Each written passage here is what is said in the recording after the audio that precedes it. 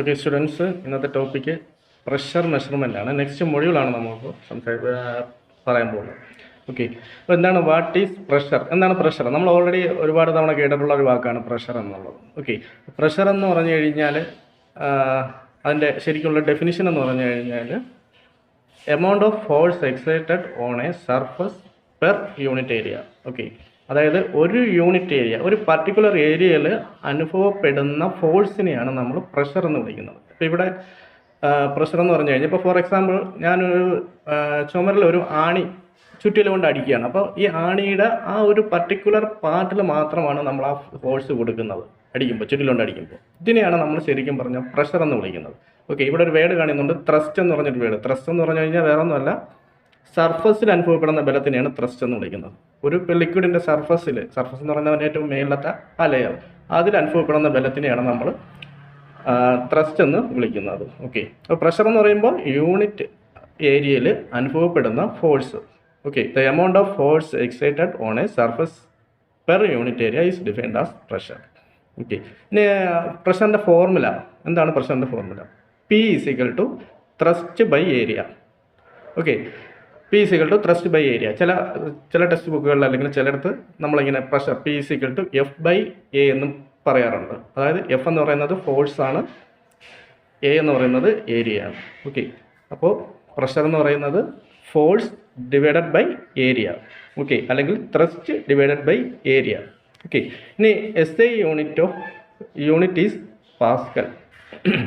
അപ്പോൾ പ്രഷറിൻ്റെ SI unit എന്ന് പറയുന്നത് പാസ്കലാണ്. ഒരുപാട് യൂണിറ്റുകൾ യൂസ് ചെയ്യുന്നുണ്ട്. പ്രഷറിൻ്റെ യൂണിറ്റ് പറയുമ്പോൾ ബാർ, പിന്നെ അതുപോലെ അറ്റ്മോസ്ഫറിക് പ്രഷർ, പിന്നെ ATM, അറ്റ്മോസ്ഫറിക് പ്രഷർ ATM, പിന്നെ അതുപോലെ തന്നെ mmHg അല്ലേ, നമ്മുടെ സാധാരണ ബാരോമീറ്റർ, അറ്റ്മോസ്ഫറിക് പ്രഷർ അളക്കാൻ വേണ്ടി ഉപയോഗിക്കുന്ന ബാരോമീറ്ററിലൊക്കെ mmHg എന്ന് പറഞ്ഞിട്ടാണ് നമ്മൾ അളക്കുന്നത്. ഓക്കെ, ഒരുപാട് യൂണിറ്റുകൾ, ഓരോരോ കൺട്രികളിൽ ഒരുപാട് യൂണിറ്റുകൾ യൂസ് ചെയ്യുന്ന ഒരു മെഷർമെൻറ്റാണ് പ്രഷർ എന്ന് പറയുന്നത്. ഓക്കെ, ഇവിടെ 1 Pascal = 1 newton per metre square. Newton എന്ന് പറയുന്നത് ഫോഴ്സിൻ്റെ യൂണിറ്റാണ്. അതുപോലെ മീറ്റർ സ്ക്വയർ എന്ന് പറയുന്നത് ഏരിയയുടെ യൂണിറ്റാണ്. മീറ്റർ സ്ക്വയർ, സെൻറ്റിമീറ്റർ സ്ക്വയർ ഒക്കെ ഏരിയയുടെ യൂണിറ്റാണ്. ഓക്കെ, അപ്പോൾ കുറച്ചുകൂടി കൂടുതലായിട്ട് പ്രഷറിനെ കുറിച്ച് എക്സ്പ്ലെയിൻ ചെയ്യുകയാണെങ്കിൽ, പ്രഷർ നമുക്ക് ഒരുപാട് തരത്തിലുള്ള പ്രഷർ നമുക്ക് അനുഭവിക്കാൻ കഴിയുന്നുണ്ട്. നമ്മുടെ എയർ നമ്മളുടെ ഒരു പ്രഷർ ചെലുത്തുന്നുണ്ട്. അതുപോലെ തന്നെ അറ്റ്മോസ്ഫറിക് പ്രഷർ, പിന്നെ അതുപോലെ സീയുടെ, അതായത് നമ്മളിപ്പോൾ സ്ഥിരം വാർത്തകളിൽ കാണാറുള്ള ന്യൂനമർദ്ദം, അതൊരു തരം പ്രഷറാണ്. ഓക്കെ, ഇപ്പോൾ എന്തൊക്കെയാണ് ടൈപ്സ് ഓഫ് പ്രഷർ? പ്രധാനപ്പെട്ട കുറച്ച് പ്രഷറിൻ്റെ ചില ടൈപ്പുകൾ എന്താണെന്ന് നോക്കാം. ഫസ്റ്റ് വൺ എന്ന് പറയുന്നത് അറ്റ്മോസ്ഫറിക് പ്രഷറാണ്. എന്താണ് അറ്റ്മോസ്ഫറിക് പ്രഷർ? ഈ അറ്റ്മോസ്ഫിയറിൽ ഒരു പ്രഷറുണ്ട്. ഒരു പ്രഷർ നമുക്കത് ഫീൽ ചെയ്യുന്നു. നമുക്ക് ഭൂമി വിട്ട് പുറത്തൊക്കെ പോയി കഴിഞ്ഞാൽ ആ പ്രഷർ നമുക്ക് ഫീൽ ചെയ്യാം. ആ പ്രഷറിൻ്റെ കുറവ്, വ്യത്യാസം. ഓക്കെ, ഇപ്പം നമുക്ക് ഇവിടെ നിൽക്കുമ്പോൾ നമുക്കൊരു പക്ഷേ അത് കൃത്യമായിട്ട് ഫീൽ ചെയ്യാൻ കഴിയില്ലായിരിക്കാം. ഓക്കെ, അപ്പോൾ നമുക്ക് കുറച്ചുകൂടി മുകളിലോട്ട് പോകും തോറും, നമ്മൾ ഒരുപാട് മുകളിലോട്ട് ഇങ്ങനെ പൊങ്ങി മുകളിലോട്ട് പോകും തോറും ഈ പ്രഷർ ശരിക്കും പറഞ്ഞു കഴിഞ്ഞാൽ കുറയുകയാണ് ചെയ്യുന്നത്. അപ്പം മേളിലോട്ട് പോകും തോറും നമ്മുടെ പ്രഷർ കുറഞ്ഞ് അവിടെ നമുക്ക് നിൽക്കാൻ പറ്റില്ല. നമ്മളൊക്കെ ഇങ്ങനെ ഇരിക്കുന്നതിന് മെയിനായിട്ടുള്ള കാര്യം നോർമൽ ടെമ്പറേച്ചർ ആൻഡ് പ്രഷറാണ്. ഓക്കെ, അപ്പോൾ പ്രഷർ എന്ന് പറയുന്നത് വളരെ ഇമ്പോർട്ടൻറ്റ്, നമ്മളെ സംബന്ധിച്ച് വളരെ ഇമ്പോർട്ടൻ്റ് ആയിട്ടുള്ളൊരു യൂണിറ്റ് ഇതാണ്. അപ്പോൾ അറ്റ്മോസ്ഫറിക് പ്രഷർ എന്താണെന്ന് നോക്കാം. അറ്റ്മോസ്ഫറിക് പ്രഷർ എന്ന് അറ്റ്മോസ്ഫിയറിൽ അനുഭവപ്പെടുന്ന പ്രഷറിനെയാണ് അറ്റ്മോസ്ഫറിക് പ്രഷർ എന്ന് വിളിക്കുന്നത്. The earth atmosphere air is surrounded by a layer of gas and so this air surrounding the earth excited a pressure known as atmospheric pressure. Okay, നമ്മുടെ ഭൂമിയുടെ അറ്റ്മോസ്ഫിയറിൽ atmosphere എന്ന് പറയുന്നത് നമ്മുടെ ഭൂമിയുടെ അന്തരീക്ഷത്തിൽ എയർ സറൗണ്ട് ചെയ്തിട്ട് ഒരു ലെയർ ഉണ്ട്, ഗ്യാസസിൻ്റെയൊക്കെ ഒരു ലെയറുണ്ട്. ആ ലെയർ ഭൂമിയിലേക്ക് അനുഭവപ്പെടുത്തുന്ന ഒരു പ്രഷറിനെയാണ് നമ്മൾ അറ്റ്മോസ്ഫറിക് പ്രഷർ എന്ന് വിളിക്കുന്നത്. ശരിക്കും പറഞ്ഞാൽ അറ്റ്മോസ്ഫിയറിൽ പലയിടത്തും പല രീതിയിലാണ് ഈ പ്രഷർ അനുഭവപ്പെടുന്നത്. അപ്പോൾ നമുക്കിതിനൊരു സ്റ്റാൻഡേർഡിന് വേണ്ടിയിട്ട് നമ്മൾ സീ ലെവലിലുള്ള പ്രഷറാണ് അറ്റ്മോസ്ഫിയറിക് പ്രഷറിൻ്റെ സ്റ്റാൻഡേർഡായിട്ട് നമ്മൾ കണക്കാക്കിയിരിക്കുന്നത്. ഓക്കെ, അപ്പോൾ അറ്റ്മോസ്ഫിയറിക് പ്രഷർ എന്ന് പറയുന്നത് സീ ലെവൽ പ്രഷറാണ്. പക്ഷേ പ്രഷർ നമുക്കത് ഓരോ പോയിന്റിലും വ്യത്യാസമാണ്. നമ്മൾ പക്ഷേ ഒരു സ്റ്റാൻഡേർഡായിട്ട് എടുത്തിരിക്കുന്നത് സീ ലെവൽ പ്രഷറാണ്. ഇവിടെ വാല്യൂ കൊടുത്തിട്ടുണ്ട്. സീ ലെവൽ പ്രഷർ എന്ന് പറയുന്നത് 101,325 പാസ്കൽ. ഓക്കെ, ഇത്രയും പാസ്കലാണ് ശരിക്കും പറഞ്ഞാൽ സീ ലെവലിലുള്ള അറ്റ്മോസ്ഫിയറിക് പ്രഷർ. അത്രമാത്രം പ്രഷർ അവിടെ ഉണ്ട്. സാധാരണ അറ്റ്മോസ്ഫിയറിക് പ്രഷർ നമ്മൾ മെഷർ ചെയ്യാൻ വേണ്ടിയിട്ട് ബാരോമീറ്ററാണ് സാധാരണ യൂസ് ചെയ്യാറുള്ളത്.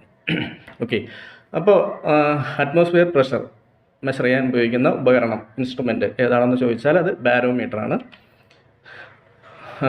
മെർക്കുറി ബാരോമീറ്റർ എന്ന് ഇതിന് പേരുണ്ട്. ഇൻഡിക്കേറ്റിംഗ് ദ ഹൈ, ശരിക്കും പറഞ്ഞാൽ ബാരോമീറ്റർ ശരിക്കും അതിൻ്റെ മെർക്കുറി ലെവലിൻ്റെ ഹൈറ്റാണ് കൃത്യമായിട്ട് മെഷർ എത്രത്തോളം പ്രഷർ ഉണ്ടെന്ന് അതിൽ നമുക്കറിയാൻ കഴിയുന്നത്. ഓക്കെ, ഇവിടെ ഞാൻ ഡിഫറെൻറ്റ് ടൈപ്സ് ഓഫ് പ്രഷർ, ഒന്നാമത്തെ അറ്റ്മോസ്ഫിയറിക് പ്രഷർ അത് ഞാനിപ്പോൾ പറഞ്ഞു. നെക്സ്റ്റ് വരുന്നത് അബ്സല്യൂട്ട് പ്രഷറാണ്. The total pressure at a given point including atmospheric pressure. It is measured as relative to vacuum. Okay, അപ്പോൾ ഒരു സ്ഥലത്ത് അനുഭവപ്പെടുന്ന ടോട്ടൽ പ്രഷർ ഇൻക്ലൂഡിങ് ഏതാണ്, അതായത് അറ്റ്മോസ്ഫിയറിക് പ്രഷർ അടക്കമുള്ള ഒരു സ്ഥലത്ത് അനുഭവപ്പെടുന്ന പ്രഷറിനെയാണ് നമ്മൾ എന്ത് വിളിക്കുന്നത്? ഒരു സ്ഥലത്ത് അനുഭവപ്പെടുന്ന ടോട്ടൽ പ്രഷർ, മൊത്തം അറ്റ്മോസ്ഫിയറിക് പ്രഷറോ മറ്റെന്തെങ്കിലും പ്രഷർ എല്ലാം കൂടി ചേർത്ത് വരുന്ന പ്രഷറിനെയാണ് നമ്മൾ അബ്സല്യൂട്ട് പ്രഷർ എന്ന് വിളിക്കുന്നത്. നെക്സ്റ്റ് വരുന്ന ഗേജ് പ്രഷറാണ്. ഗേജ് പ്രഷർ എന്ന് പറഞ്ഞാൽ pressure above the atmospheric pressure. Atmospheric പ്രഷറിനെയും കാട്ടിലും അതിൻ്റെ എബോവ് വരുന്ന പ്രഷർ ലെവലിനെയാണ് നമ്മൾ ഗേജ് പ്രഷർ എന്ന് വിളിക്കുന്നത്. ഇനി വരുന്ന ഡിഫറൻഷ്യൽ പ്രഷർ. ഇപ്പോൾ രണ്ട് ഗേജ് പ്രഷർ തമ്മിലുള്ള അതിനെയാണ് നമ്മൾ ഡിഫറൻഷ്യൽ പ്രഷർ എന്ന് വിളിക്കുന്നത്. The pressure difference between 2 points in a system used in various application like flow measurement. Okay, അതിനെക്കുറിച്ച് ഫ്ലോ മെഷർമെൻറ്റിനെ കുറിച്ച് നെക്സ്റ്റ് മൊഡ്യൂളുണ്ട്, അപ്പോൾ അതിൽ നോക്കാം. നെക്സ്റ്റ് വരുന്ന ഹൈഡ്രോസ്റ്റാറ്റിക് പ്രഷർ. ഇത് നമുക്കറിയാം, സാധാരണ നമ്മുടെ ജലം, വെള്ളം, ലിക്വിഡ്, ഫ്ലൂയിഡ് ഇതിനകത്തൊക്കെ ഒരു പ്രഷർ ഇൻസേർട്ട് ചെയ്യുന്നുണ്ട്. ഓക്കെ, അപ്പോൾ ഈ പ്രഷറിനെയാണ്, അതായത് ലിക്വിഡ്, ഗ്യാസ് ഇതിനുള്ളിലൊക്കെ ഒരു പ്രഷർ എക്സൈറ്റ് ചെയ്യുന്നുണ്ട്. ഈ പ്രഷറിനെയാണ് നമ്മൾ ഹൈഡ്രോസ്റ്റാറ്റിക് പ്രഷർ എന്ന് വിളിക്കുന്നത്. ഓക്കെ, നെക്സ്റ്റ് വരുന്ന vapour pressure. The pressure excited by the vapour. സാധാരണ വേപ്പർ എന്ന് പറയുന്നത് നീരാവി. ഓക്കെ, വേപ്പർ എക്സൈറ്റ് ചെയ്യുന്ന ഒരു പ്രഷറിനെയാണ് നമ്മൾ വേപ്പർ പ്രഷർ എന്ന് പറയുന്നത്. ഓക്കെ, അപ്പോൾ ഇത്രയാണ് നമ്മുടെ മെയിനായിട്ടുള്ള different types of pressure. Okay, atmospheric pressure, absolute pressure, gauge pressure, differential pressure, hydrostatic pressure and vapour pressure. Okay, next നമ്മൾ പറയാൻ പോകുന്നത് ബോയ്സ് ലോ. എന്താണ് ബോയ്സ് ലോ? നമുക്ക് കുറച്ച് ഗ്യാസ് ലോസിനെ കുറിച്ചാണ് നെക്സ്റ്റ് ഡിസ്കസ് ചെയ്യുന്നത്. എന്തൊക്കെയാണ് ഗ്യാസ് ലോസ്? അതിൽ ഒന്നാമത്തതാണ് നമ്മുടെ ബോയ്സ് ലോ എന്ന് വിളിക്കുന്നത്. ഓക്കെ, അപ്പോൾ ബോയ്സ് ലോ എന്ന് പറയുന്നത് ശരിക്കും പറഞ്ഞാൽ at constant temperature pressure is indirectly proportional to the volume of its. Okay, അപ്പോൾ വേറൊന്നുമല്ല, പ്രഷർ കൂടുമ്പോൾ വോളിയം കുറയും. പ്രഷർ കൂടുമ്പോൾ വോളിയം കുറയും. ഇൻഡയറക്ട്ലി പ്രൊപ്പോർഷണൽ ആണ്. അപ്പോൾ പ്രഷർ കുറയുമ്പോൾ വോളിയം കൂടും, പ്രഷർ കൂടുമ്പോൾ വോളിയം കുറയും. ഓക്കെ, ഇപ്പോൾ തമ്മിൽ ഇൻഡയറക്ട്ലി പ്രൊപ്പോർഷണൽ ആണ്. അപ്പോൾ P is equal to P indirectly proportional to the volume. Okay, Boyle's ലോയ്ക്ക് ചില നമ്മുടെ ഡെയിലി ലൈഫിൽ വരുന്ന ചില എക്സാമ്പിൾസ് എന്ന് പറയുമ്പോൾ നമ്മൾ ഇപ്പോൾ ഫോർ എക്സാമ്പിൾ ഇപ്പം ഞാൻ നേരത്തെ പറഞ്ഞു, അറ്റ്മോസ്ഫിയറിൽ മുകളിലോട്ട് പോകുന്നതോറും പ്രഷർ കുറയുകയും ഇനി കടലിനടിയിലോട്ട് വരുമ്പോൾ പ്രഷർ കൂടുകയും ചെയ്യുന്നുണ്ട്. ഓക്കെ, അപ്പോൾ നമ്മളിപ്പോൾ മുകളിലോട്ട് പോവുകയാണ്, ഒരുപാട് നമ്മുടെ ഒരു ലിമിറ്റ് കഴിഞ്ഞ്, ഒരു ഫ്ലൈറ്റ് ഒക്കെ പോകുന്നതും ജെറ്റൊക്കെ പോകുന്നതിൻ്റെയൊക്കെ ലിമിറ്റ് കഴിഞ്ഞ് നമ്മൾ മുകളിലോട്ട് പോവുകയാണെങ്കിൽ നമുക്ക് ഒരു സ്പേസോട്ടോ അങ്ങനെ എന്തെങ്കിലും ഒന്നും ഇല്ലാതെ നമുക്ക് അവിടെ പോകാൻ കഴിയില്ല. കാരണം അവിടെ നമ്മളിപ്പോൾ പറഞ്ഞ ഈ ഒരു ബോയ്സിലും അവിടെ വർക്ക് ചെയ്യുന്നുണ്ട്. കാരണം ഓൾറെഡി നമ്മളിപ്പോൾ പ്രഷർ കൂടി നിൽക്കുകയാണ്, കുറഞ്ഞ് നിൽക്കുക. പ്രഷർ കുറഞ്ഞ് നിൽക്കുമ്പോൾ എന്ത് സംഭവിക്കും? വോളിയം കൂടണം, അല്ലേ? എന്തിൻ്റെ വോളിയം കൂടണം? നമ്മുടെ ബ്ലഡ് ഓടുന്ന ഞരമ്പുകളിലെ വോളിയം കൂടും. അപ്പോൾ ആ സമയത്ത് അവിടെ എത്തുമ്പോഴേക്കും നമ്മുടെ വോളിയം കൂടും, നമ്മുടെ കൈവിരലും ദേഹവും എല്ലാം തടിച്ച് പൊങ്ങും, നമുക്കവിടെ നിൽക്കക്കള്ളി ഇല്ലാണ്ട് നമ്മളവിടെ തന്നെ മരിച്ചു പോകും. ഓക്കെ, അപ്പോൾ ബോയ്സ് ലോ എന്ന് പറയുന്നത് താഴോട്ട് പോകാം. നമുക്ക് എവിടെ? കടലിനുള്ളിൽ ഏറ്റവും അടിത്തട്ടിലോട്ട് ഈ സ്കൂബി ഡൈവേഴ്സൊക്കെ ഡൈവ് ചെയ്യുന്ന സമയത്ത് അവർ തിരിച്ച് കയറി വരാൻ വേണ്ടിയിട്ട് അവർ വളരെ ടൈം എടുത്ത് പതിയെയാണ് കയറി വരുന്നത്. അതിന് കാരണം ഈ ഒരു പ്രോസസ്സ് തന്നെയാണ്. കാരണം ആ സമയത്ത് ഏറ്റവും താഴോട്ട് പോകുന്നതോറും അവിടുത്തെ പ്രഷറിൻ്റെ അളവ് കൂടുമ്പോൾ അവരുടെ വോളിയം കുറയും.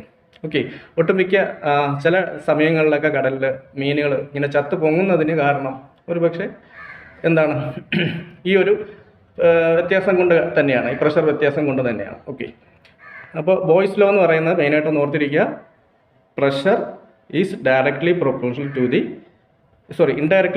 To the volume. ഓക്കെ, ഇനി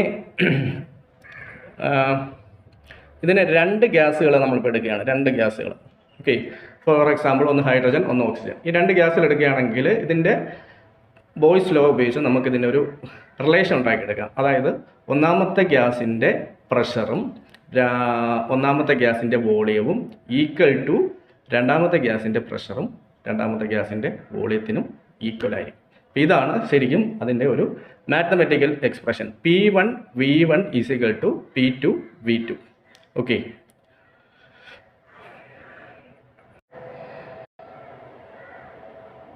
ഓക്കെ, നെക്സ്റ്റ് ഗ്യാസ് ലോ എന്ന് പറയുന്നത് ചാൾസ് ലോയാണ്. Charles law.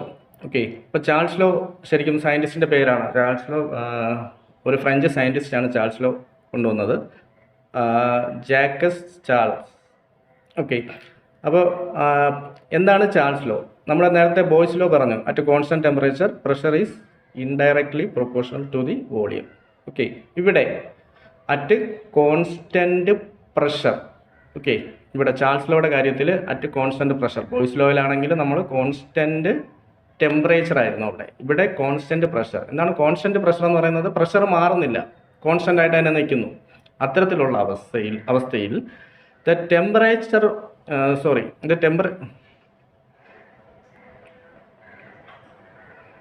ഒരു മിനിറ്റ്.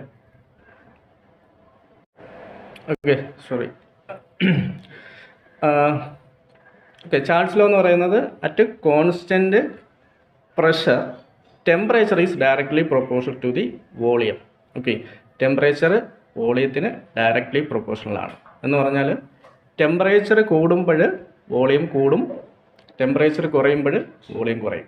ഓക്കെ, അപ്പോൾ ഇതാണ് ശരിക്കും പറഞ്ഞാൽ എന്ത് ചാൾസ് ലോ എന്ന് പറയുന്നത്. അതിനൊരു കണ്ടീഷൻ ഉണ്ട്, at constant pressure temperature is directly proportional to the volume. Okay,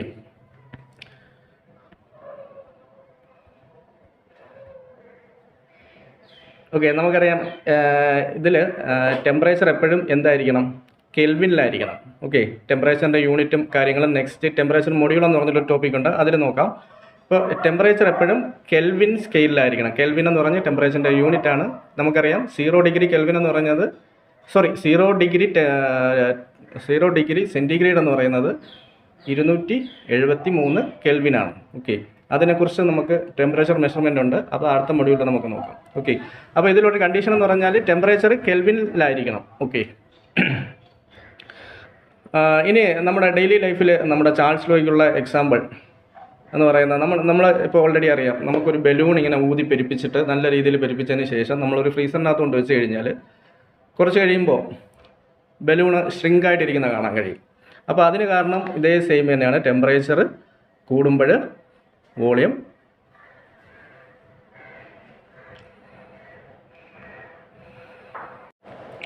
temperature കൂടുമ്പോൾ വോളിയം എന്ത് ചെയ്യുക?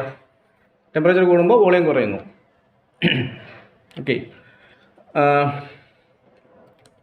നെക്സ്റ്റ് അല്ലെങ്കിൽ മറ്റൊരു എക്സാമ്പിൾ പറയുകയാണെങ്കിൽ നമ്മുടെ ഈ തണുപ്പ് ഒരുപാടുള്ള രാജ്യങ്ങളുണ്ട്, കാനഡ, ന്യൂസിലൻഡ് അങ്ങനെയുള്ള രാജ്യങ്ങളിൽ ഈ വണ്ടിയുടെ ഡ്രൈവർമാർ രാവിലെ എണീച്ച് ടയർ ചെക്ക് ചെയ്യാറുണ്ട്. കാരണം ടയറിൻ്റെ കാറ്റ് കുറയാനുള്ള സാധ്യതയുണ്ട് ടെമ്പറേച്ചർ കുറയുമ്പോൾ.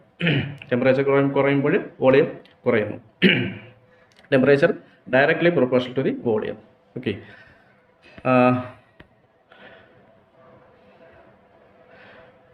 ഇവിടെ ഒരു 2 ഫിഗർ കാണിച്ചിട്ടുണ്ട്, നോക്കുക.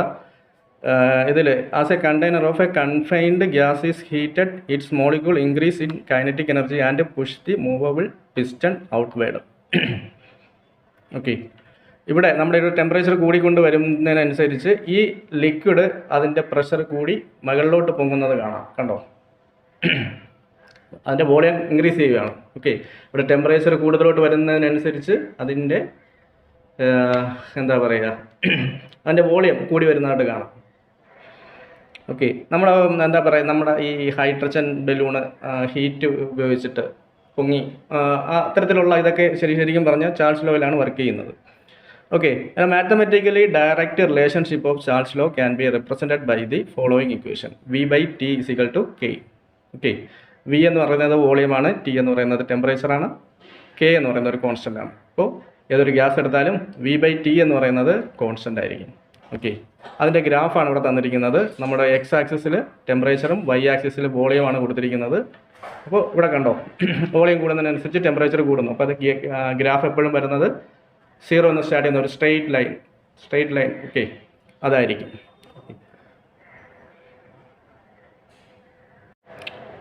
ഓക്കെ, ഇത്രയാണ് ഇന്നത്തെ ടോപ്പിക്ക്.